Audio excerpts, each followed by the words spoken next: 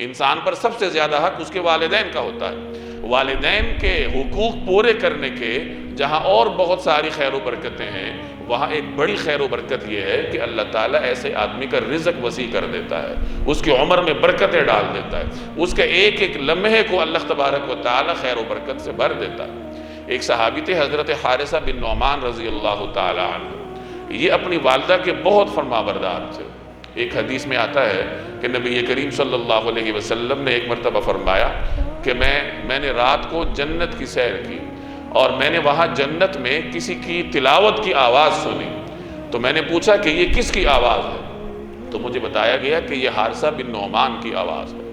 اور اسی حدیث کے آخر میں فرمایا گیا کہ حارثہ بن نعمان اپنی والدہ کے بہت اطاعت گزار تھے۔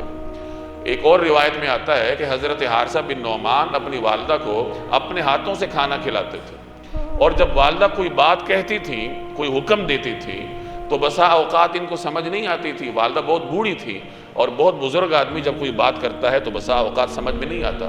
تو جب یہ اپنی والدہ کی کوئی بات نہ سمجھ سکتے تو دوبارہ والدہ سے سوال نہیں کرتے تھے، ادب کی وجہ سے کہ میں دوبارہ پوچھوں گا، والدہ دوبارہ بتائیں گی، تکلیف ہوگی، بلکہ اس وقت جو لوگ وہاں بیٹھے ہوتے تھے تو بعد میں ان سے جا کے سوال کرتے تھے کہ میری والدہ نے کیا کہا تھا، ذرا مجھے سمجھاؤ۔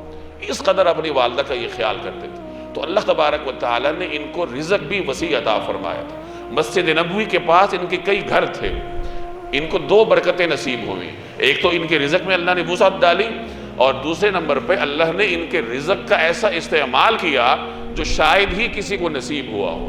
وہ استعمال اور مصرف کیا تھا کہ ان کے کئی گھر نبی کریم صلی اللہ علیہ وسلم کے استعمال میں تھے۔ اس سے بڑی برکت کیا ہوگی جو ایک امتی کو نصیب ہو جائے۔ حضرت فاطمہ رضی اللہ تعالی عنہا کی جب شادی ہوئی تو مسجد نبوی کے آس پاس کوئی گھر نہیں تھا، تو حضرت علی کو ذرا دور گھر لینا پڑا۔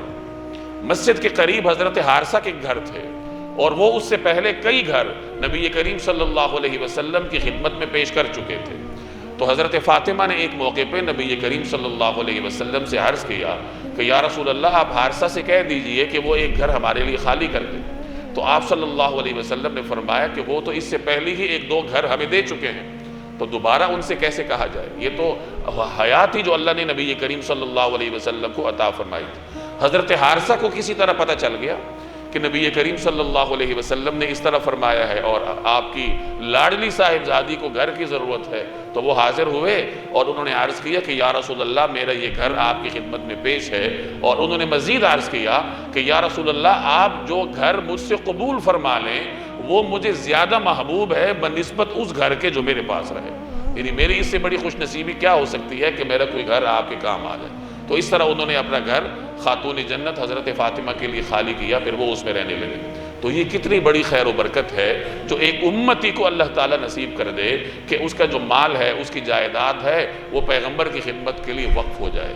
تو اللہ نے یہ برکتیں انہیں کیوں عطا فرمائی تھی؟ کیونکہ یہ اپنی والدہ کے بہت اطاعت گزار تھے۔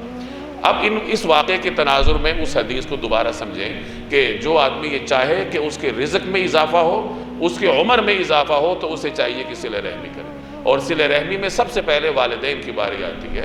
تو جو آدمی اپنے والدین کے ساتھ اس طرح حسن سلوک کرتا ہے، اپنے رشتہ داروں کے ساتھ حسن سلوک کرتا ہے، اپنے پڑوسیوں کے ساتھ حسن سلوک کرتا ہے، تو اللہ تبارک و تعالیٰ اس طریقے سے اسے خیر و برکت سے نوازتے ہیں۔